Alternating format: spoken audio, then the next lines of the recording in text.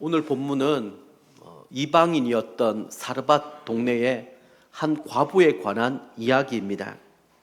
오늘 사건의 발단은 하나님께서 거리 시내가에 머물고 있었던 엘리야에게 느닷없이 시돈의 사르밧으로 가라고 하시는 이 명령으로부터 시작이 됩니다. 9절 말씀 한번 보시기를 바랍니다.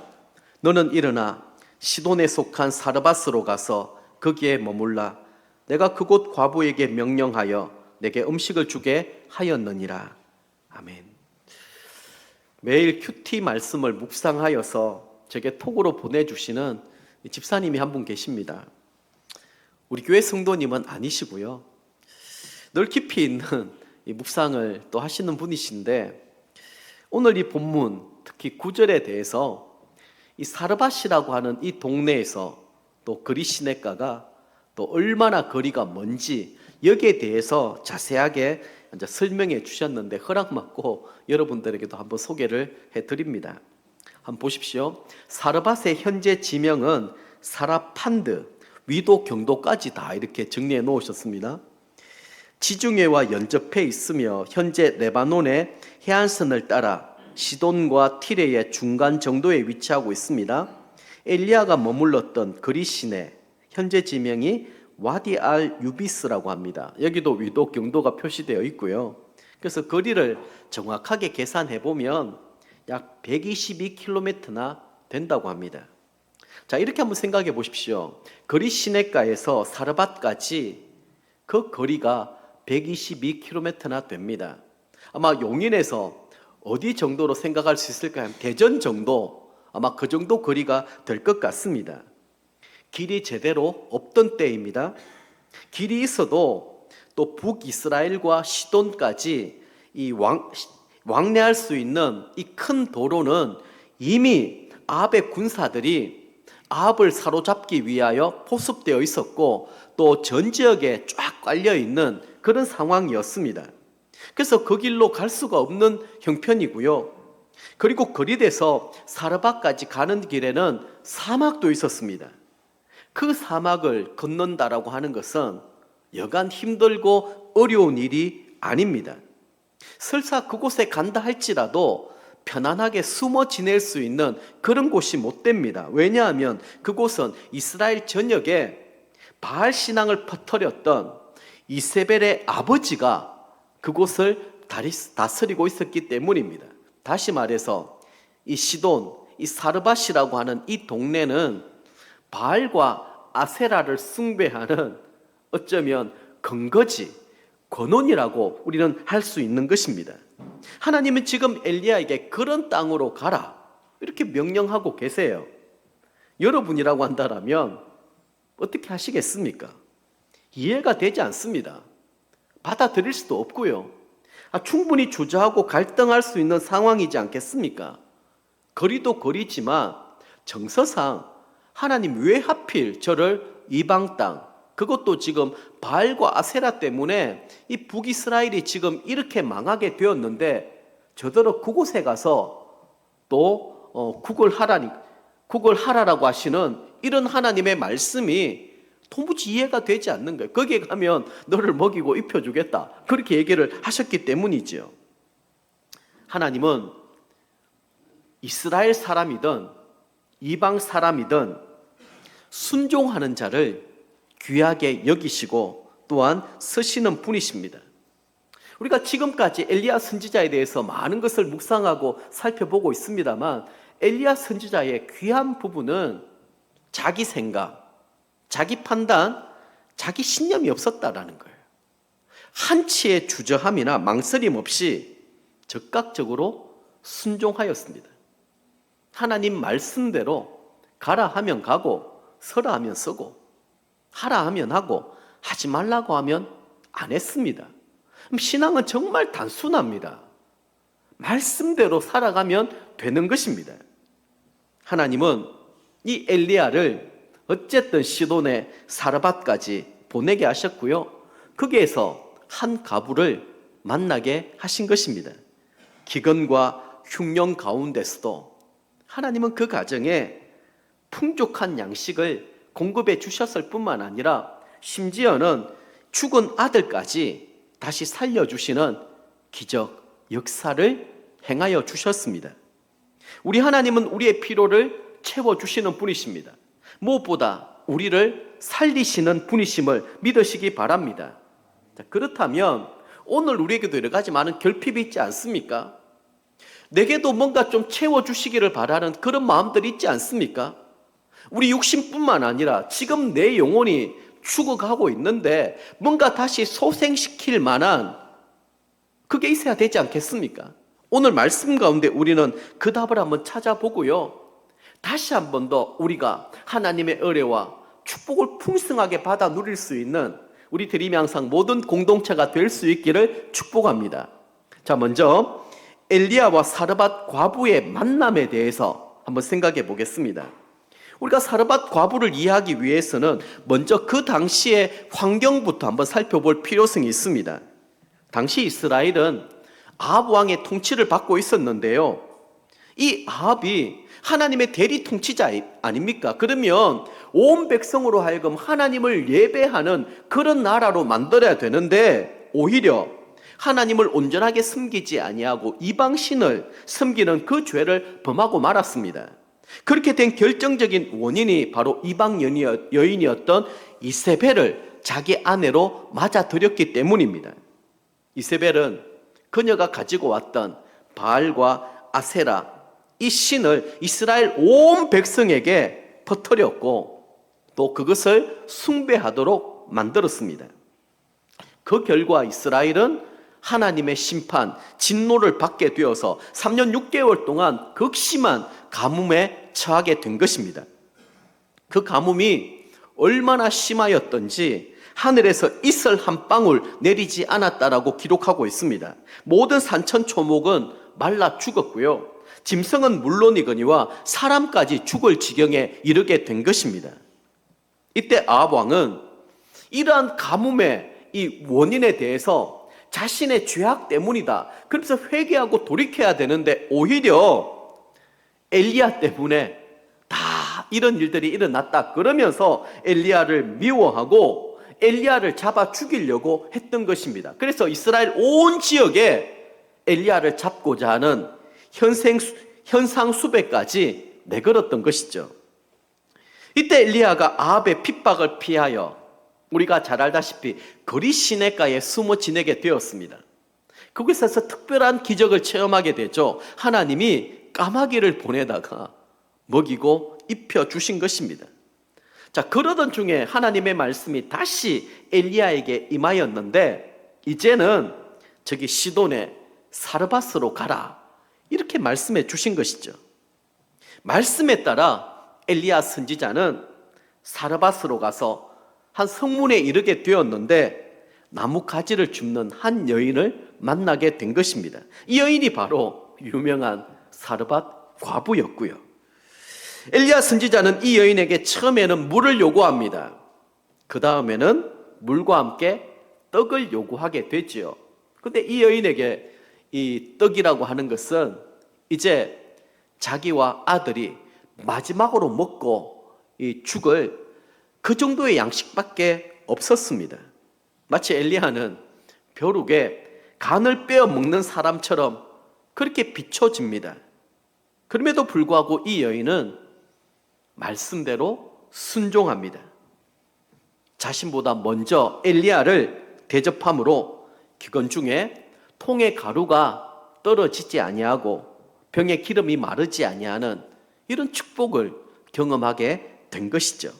자, 그러면 우리는 여기에서 어떻게 그 기근 중에 사르밧 과부의 집안에 이런 기적이 일어나게 되었을까? 그것을 한번 살펴보기를 원하는데 제가 세 가지 키워드를 드리도록 하겠습니다. 첫 번째가 영접입니다. 자, 세상이 모두 기근이 들어 먹고 살기가 어려운 때에 손님 한 분을 모신다, 영접한다, 정말 힘들고 어려운 일입니다. 이 여인은 가난에다가 기근으로 인하여 지금 너무나도 찢어지게 가난한 힘들고 어려운 형편이었습니다. 이런 환경에 아무리 선지자라 하더라도 나그네를 영접한다? 정말 힘들고 어려운 일이지요. 대부분의 사람들은 내가 구제할 상황과 형편이 되고 여유가 있을 때 남을 돌아볼 수 있다, 그렇게 생각합니다. 그런데 하나님의 법칙은 그렇지가 않습니다. 지금 엘리야 선지자는 이스라엘 전 지역에 현상금이 붙어 있었던 그런 사람입니다. 이러한 상황에서 엘리야를 자기 집으로 영접한다? 정말 힘들고 어렵고 위험천만한 일이기도 하였습니다. 자기 생명에 위협받을 수 있는 그런 상황이었기 때문이죠. 그러나 그녀는 하나님이 보내신 사람 엘리야에게 최선을 다하여 영접하였고 그 결과 놀라운 기적을 체험하게 된 것입니다. 그래서 우리는 이 시간에도 우리 주변을 부지런히 살펴서 하나님께서 나에게 그리고 우리 공동체에게 보내주신 엘리야가 누구인가, 이것을 한번 찾아볼 수 있기를 바랍니다. 그것을 여러분들이 볼 수 있어야 됩니다. 자, 그렇다면 또 우리 하나님의 관점에서 이렇게 한번 또 생각해 볼까요? 왜 하필 하나님께서는 엘리야를 이방 땅, 이 시돈의 사르밧으로 보내셨을까라는 것입니다. 자, 이 부분은 하나님께서 우리에게 무엇을 우리 하나님이 중요하게 여기시는지, 또한 하나님의 시선은 어디에 머무르고 있는지, 그것을 우리에게 잘 보여주고 있습니다. 신명기 14장 29절 말씀을 보면 이런 말씀이 있는데, 여러분 나중에 신명기 말씀 읽어보면 이런 말씀이 반복하여 자주 나타납니다. 한번 같이 읽어보겠습니다. 너희 중에 분깃이나 기업이 없는 레위인과 내 성중에 거류하는 객과 및 고아와 과부들이 와서 먹고 배부르게 하라. 그리하면 내 하나님 여호와께서 내 손으로 하는 범사에 내게 복을 주시리라. 아멘. 신명기 말씀은 축복과 저주가 담겨 있습니다. 하나님의 말씀, 그 규례, 율법을 지켜 행하면 들어가도 복을 받고 나가도 복을 받지만, 하나님의 말씀을 불순종하고 거역하게 되면 하나님의 저주와 심판이 따른다. 그게 요지입니다. 자, 그 가운데 하나님께서는 분깃이나 기업이 없는 레위인들, 그리고 우리 성중에 지금 이 거주하고 있는 나그네들, 고아와 과부들에게 먹고 배부르게 하면 하나님께서 우리가 하는 모든 일들에 형통함의 축복을 베풀어 주시겠다, 이렇게 약속하고 계시는 것입니다. 자, 이것은 신약에도 그대로 이어집니다. 야고보 사도는 참된 경건에 대하여 야고보 1장 27절 말씀에 이렇게 또 우리에게 권면합니다. 하나님 아버지 앞에서 정결하고 더러움이 없는 경건은 곧 고아와 과부를 그 환난 중에서 돌보고 또 자기를 지켜 새 속에 물들지 아니하는 그것이니라. 성경에서는 고아와 과부 그리고 나그네를 사회적 약자로 보고 있습니다. 하나님께서는 엘리야를 이방인 과부의 집으로 보내셨다라는 것, 그리고 그 가난한 과부를 통하여 공궤를 받게 하셨다라는 사실, 이것은 우리에게 많은 교훈을 또 던져주고 있고, 이 부분에 대해서 우리가 곰곰이 한번 생각해보고 묵상해 볼 필요성이 있다라는 것입니다. 두 번째 키워드는 믿음입니다. 자, 엘리야 선지자는 아들과 마지막으로 함께 나눌 한 끼 양식밖에 없는 과부에게 이렇게 요청합니다. 13절 하반절 말씀 보십시오. 먼저 그것으로 나를 위하여 작은 떡 한 개를 만들어 내게로 가져오고 그 후에 너와 내 아들을 위하여 만들라. 정말 야박하고 매정한 요구입니다. 이 여인은 엘리야를 공개할 형편도 되지 않았고, 또 이런 엘리야의 말을 또 받아들이고 또 순종할 여건도 되지 못하였습니다. 그럼에도 불구하고, 아니 어떤 믿음이 있었는지는 모르겠습니다만 하나님 말씀을 그대로 믿고 순종했던 것이죠. 한마디로 이 순종은 목숨을 건 순종이었습니다. 왜냐하면 자기에게 있는 전부를 하나님께 드렸기 때문이지요. 지난 목요일 날 우리가 함께 많이 기도하고 있던 뇌암 수술 받고 또 항암 치료 받고 계시는 우리 임성태 집사님 가정을 신방하였습니다. 우리 임 집사님과 함께 교제하고 간증을 듣다 보면 참 많은 은혜와 도전을 받게 됩니다. 고난과 역경을 통하여 그가 만난 그 하나님에 대한 얘기들을 하시는데 정말 저 혼자 듣기에는 너무 아까운 그런 감정이었습니다. 지금까지 버티고 견디는 것 자체가 기적이요 또 역사라고 할 수 있을 것입니다. 집사님이 제게 이런 얘기를 하시는 거예요. 목사님, 저는 요즘에 하루 종일 어떻게 하면 하나님을 기쁘시게 할 수 있을까? 저는 이것만 생각합니다. 그렇게 말을 이렇게 시작하시는 거예요. 그러면서 목사님, 제게는 내일이 없습니다. 저는 내일을 생각하지 않고 오늘 하루만 생각하고 내가 믿음으로 이겨내자, 버티자, 견디자. 그러면서 감사하며 하루하루 살고 있습니다. 그러시는 거예요. 그러면서 더 귀한 고백을 또 해주시는데요. 자신은 지금까지 교회를 열심히 다녔지만 가만히 생각해 보니까 예수님을 제대로 알지도 못했고 예수님을 믿지도 않았던 것 같습니다. 만약 내게 이런 고난과 어려움이 없었다고 한다면 교회는 다니지만 예수님 믿지 않았던 그런 사람이었을 것입니다. 그러면서 이렇게 얘기하는 거예요. 저는 돈을 너무 사랑했습니다. 내 주머니에 넣을 줄은 알았지 그것을 드리거나 나누는 일들에 있어서는 너무 인색하였습니다. 그리고 늘 부정적이고 비판적이었습니다. 그런 자신의 모습을 얼마나 많이 회개했는지 모릅니다. 그러면서 이분이 이런 귀한 고백을 하시는 거예요. 목사님, 이제부터 제가 드림양상교회의 모퉁이 돌이 되고 싶습니다. 그러면서 이런 기도 제목을 나눠주셨어요. 오늘 특별히 우리 임성태 집사님께서 우리 성도님들이 많이 기도해 주셔서 참 감사한 마음에 떡을 이렇게 섬겨주셨습니다. 떡 드시기만 하지 마시고 여러분 기도 제목까지 같이 기도해 주셔야 됩니다. 한번 들어보십시오.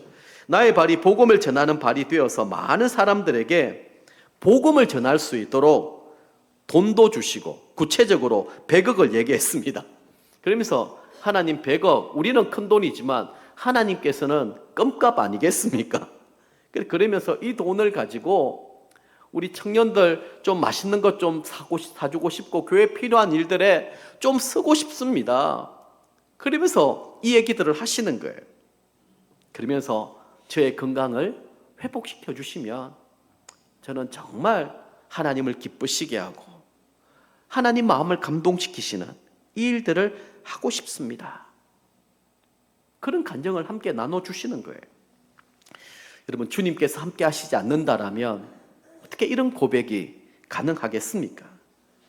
고난과 시련을 통하여서 우리 임 집사님은 살아계신 예수 그리스도를 만났고 경험하고 있으며 또한 놀라운 역사와 기적을 지금도 누리고 있습니다.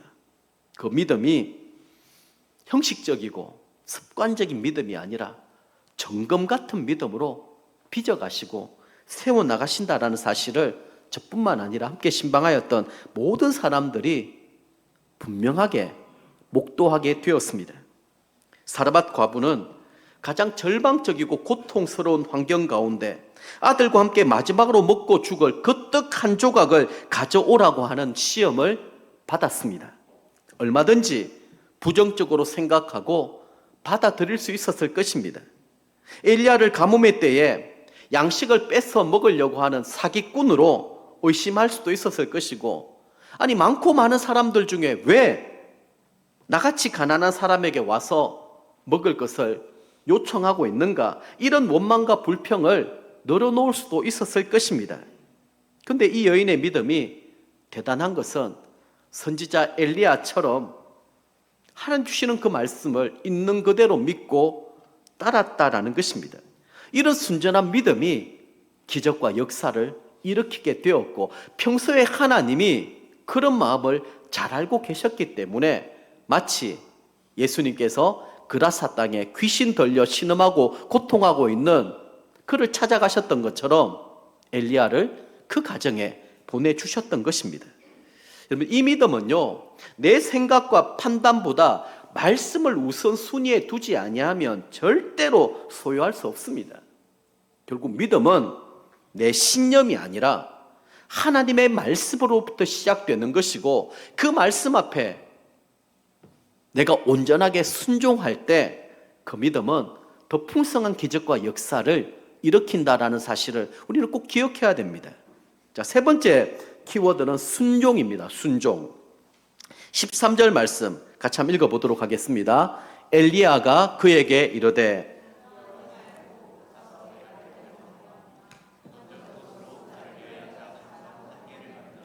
내게로 가져오고 그 후에 너와 내 아들을 위하여 만들라. 아멘.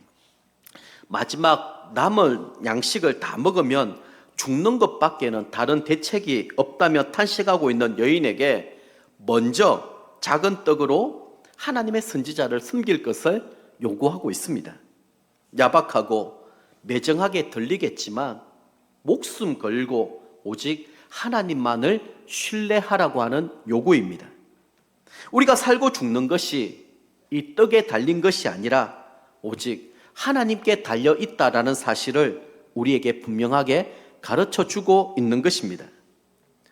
여러분, 이런 생각들을 한번 해보십시오. 하나님이 엘리야 선지자에게 먼저 내게 가져오라 그렇게 얘기했던 것은 너는 그것을 가져오고 굶어 죽어라, 이런 의도로 하나님이 말씀하셨을까요? 아닙니다. 하나님은 엘리야 선지자를 통하여 네가 그렇게 하면 이라는 단서를 붙입니다. 앞서 살펴봤던 신명기 말씀도 그렇습니다. 우리가 하나님의 말씀에 온전하게 순종하면 어떤 축복을 받게 될 것인가, 성경은 계속해서 그것을 얘기하고 있습니다. 그래서 순종이 제사보다 낫다라는 것입니다. 우리가 두렵고 떨리는 마음으로 하나님의 말씀을 받아 지켜 행하는 일들이 너무나도 중요하다라는 것입니다. 14절에 네가 그렇게 하면 그 통의 가루가 떨어지지 아니하고 그 병의 기름이 없어지지 않을 것이다, 이렇게 약속해 주셨습니다. 그리고 15절 말씀을 보면 그녀가 어떻게 했습니까? 그가 가서 엘리야의 말대로 하였더니, 이렇게 기록되어 있습니다. 환경과 상황을 생각하지 아니하고 주신 말씀에 온전하게 적극적으로 순종하는 태도를 보여준 것이죠. 하나님께서는 이방 여인이 자신과 자식의 목숨을 걸고 순종하는 그 걸음에 기근으로 죽어가던 바알의 땅에 곡식가루, 기름이 떨어지지 아니하는 이 놀라운 역사를 베풀어 주셨습니다. 그녀가 바쳤던 것은 한 끼 분량의 작은 떡에 불과하였습니다. 그러나 그것을 바쳤을 때에 하나님은 3년 동안 엘리야를 포함하여 세 사람이 먹고도 남을 만큼 통의 가루와 그리고 병의 기름이 마르지 아니하도록 축복해 주셨다라고 하는 사실입니다. 자, 그렇다면 여기에서 우리는 이런 질문을 한번 해볼 수 있을 것 같아요. 아니, 성경에 이렇다고 한다면 왜 내게는 이런 기적이 일어나지 않습니까? 나도 지금 당장 먹고 살기 너무 힘들고 너무 어려운 문제들이 산적해 있습니다. 하나님, 제게도 이런 기적, 이런 역사가 좀 일어나게 해주십시오. 성경에서만 있는 얘기가 아니고. 근데 그 원인이 어디에 있는지 여러분 아시겠습니까? 그것은 하나님을 섬기는 순서가 잘못되었기 때문입니다. 예수님께서도 우리에게 이렇게 말씀해 주셨습니다. 그런즉 너희는 먼저 그의 나라와 그의 의를 구하라. 그리하면 이 모든 것이 무엇을 먹을까, 무엇을 마실까, 무엇을 입을까입니다. 너희에게 더하시리라. 우리가 축복받을 수 있는 원칙에 대하여, 지금 우리의 삶에 필요한 모든 것들에 대하여 우리가 누리고 받을 수 있는 분명한 해답을 이미 주님이 우리에게 제공해 주셨습니다. 그것은 먼저 그의 나라와 그의 의를 구하는 것입니다. 대부분의 많은 사람은 내가 먼저 먹고 쓰고 남은 것을 하나님 앞에 드리려고 합니다. 성경의 원리는 그게 아닙니다. 하나님께 먼저 구별하여 드릴 때에 우리 하나님은 작은 떡에 비교할 수 없는 큰 것으로 갚아주신다라는 거예요. 제가 경북 영주에서 사역했을 때 이런 일이 있었습니다. 이제 새벽기도 시간에 미국에 유학 중이었던 제 친구 2명이 있었고요. 또 우리 선배 목사님 1명이 있었습니다. 평소에 이렇게 한 번씩 통화하다 보면 힘들고 어려운 얘기들을 많이 듣지 않습니까? 그러면 그래, 내가 기도할게, 이런 얘기 자주 하지 않습니까? 그래, 말로만 기도하는 게 아니라 정말 기도해야 되겠다 싶어서 저의 중보기도 리스트에 넣어놓고 새벽마다 기도했던 거예요. 제가 이런 중보기도를 드렸습니다. 하나님, 지금 유학 중인 우리 세 분의 목사님들 얼마나 힘들고 어렵겠습니까? 주님, 저들의 필요를 좀 채워주십시오. 근데 하나님께서 제게 이렇게 말씀하시는 거예요.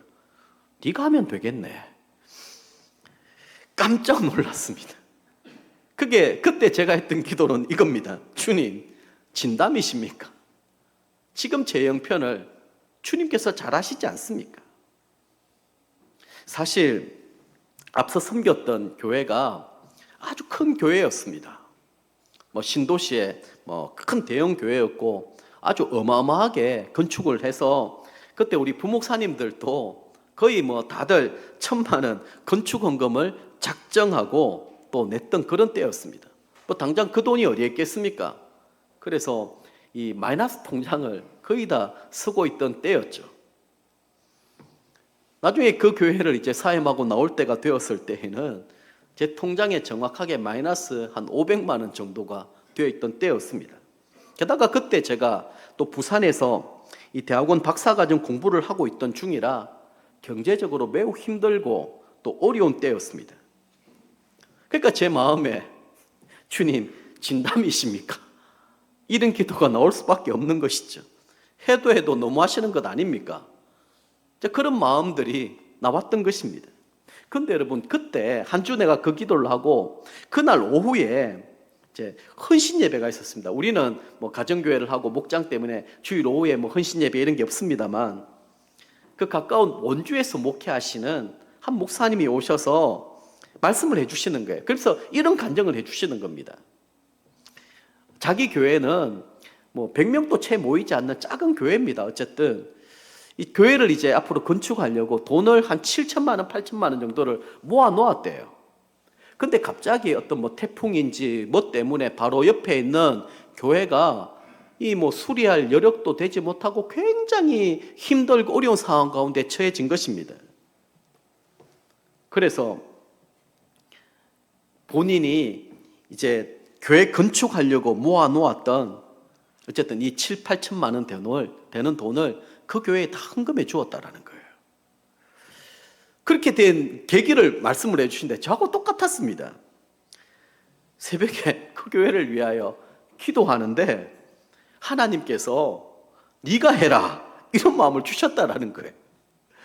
하나님, 우리 교회 형편 아시지 않습니까? 그러면서 얘기했는데 일단 말씀에 순종하자 그걸 당에 내어놓고 성도들에게 얘기했는데 의외로 다들 좋다라는 것입니다.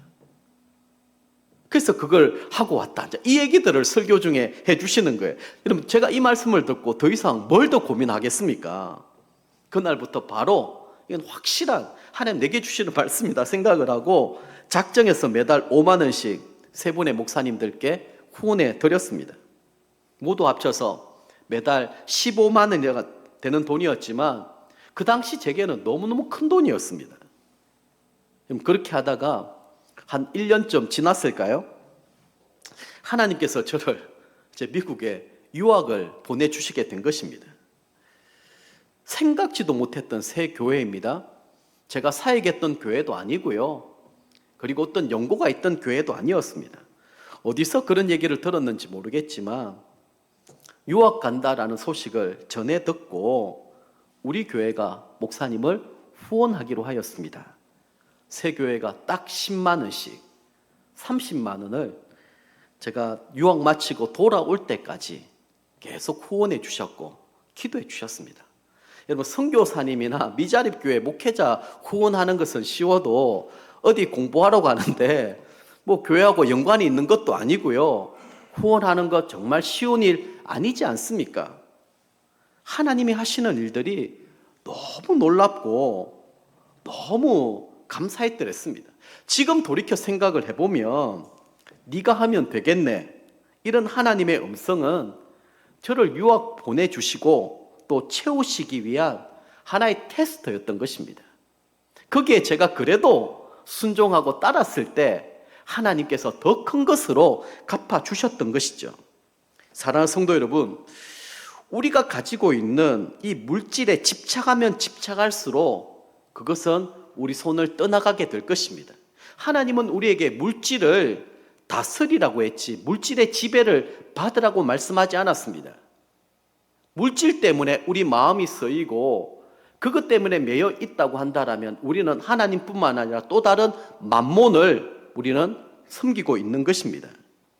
하나님께 맡기고 드리면 드릴수록 하나님은 더 풍성하게 채워주시고 이 모든 것을 우리에게 더해주시는 하나님이심을 믿으시기 바랍니다. 자, 이제 마지막 세 번째로 사르밧 과부가 받은 축복입니다. 16절 말씀 같이 한번 읽어보도록 할게요. 여호와께서 엘리야를 통하여 하신 말씀같이 통의 가루가 떨어지지 아니하고 병의 기름이 없어지지 아니하리라. 아멘. 자, 우리가 이런 말씀을 함께 나누지만 우리가 이 세상을 살아가는 동안에 약속의 말씀을 붙들고 순종하고 실천하는 일은 결단코 쉬운 일이 아닙니다. 왜냐하면 하나님께서 지금 내게 요구하시는 그 떡은 내게 있어서 전부이거든요. 그리고 마지막 양식입니다. 그래서 그것을 다른 사람에게 준다? 큰 시험이고 도전입니다. 그런데 여러분, 사실상 우리가 가진 떡 한 조각은 그렇게 큰 것이 아닙니다. 그 성경은 사르밧 과부가 가지고 있었던 그 양식을 작은 떡 한 개라고 표현하고 있습니다. 이것을 강조하고 있습니다. 왜 그럴까요? 하나님이 우리에게 요구하시는 것은 하나님 입장에 생각해 볼 때는 정말 작은 것입니다. 그런데 참 이상하죠. 왜 우리에게는 이것이 그렇게 크게 보이고 많아 보일까요? 사실 우리가 하나님 앞에 드릴 수 있는 것은 작은 떡 한 조각에 불과합니다. 믿음의 순종, 결단으로 앞으로 우리가 누리게 될 그 영광에 비교해 볼 때 그것은 떡 한 조각밖에 되지 않는다라는 거예요. 결국 이 여인은 자신이 가지고 있었던 작은 떡 하나를 하나님께 바쳐드리고 함께 나누게 되었을 때 많은 양식을 얻게 되었습니다. 두 사람이 한 끼밖에 먹지 못할 것을 가지고 세 사람이 3년은 좋게 먹을 수 있는 그런 축복과 은혜를 누리게 된 것이죠. 사랑하는 성도 여러분, 우리가 가진 것으로 살려면 얼마나 힘이 많이 들겠습니까? 그러나 하나님의 것으로 사는 법을 배울 수 있다라면 우리는 언제든지 풍성함과 부요함을 누리며 살아가게 될 것입니다. 수많은 과부가 이스라엘에도 있었을 것이고 다른 이방 땅에도 많이 있었을 텐데 왜 하필 하나님은 시돈 지방에 사르밧에, 그것도 자기 자녀도 하나 제대로 돌볼 능력이 없는 가난하고 가난한 이 과부의 집에 엘리야를 보내셨을까요? 그것은 그녀가 다른 사람이 갖지 못한 특별한 믿음을 가지고 있었기 때문입니다. 하나님은 지금도 이런 사람을 찾고 계십니다. 이런 사람을 통하여 하나님의 역사와 기적을 일으키시고 하나님의 영광을 나타내시는 것입니다. 말씀을 맺도록 하겠습니다. 오늘날 많은 사람들이 다른 사람이 갖지 못한 특별한 은혜, 축복, 기적을 누리기를 원하고 있습니다. 하지만 문제는 무엇인가 하면 특별한 믿음 갖기를 원하지 않는다라는 거예요. 우리가 하나님의 특별한 은혜와 축복을 받고자 한다면 거기에 걸맞는 특별한 믿음의 그릇을 준비해야 되지 않겠습니까? 우리 모두 하나님이 찾고 찾으시는 특별한 믿음의 소유자가 될 수 있기를 한번 노력해 보십시다. 자, 그러기 위해서는 앞서 우리 임승태 집사님의 신앙 고백을 함께 나눠드렸던 것처럼 어떻게 하면 하나님을 기쁘시게 할 수 있을까? 어떻게 하면 하나님 마음을 감동시켜 드릴 수 있을까?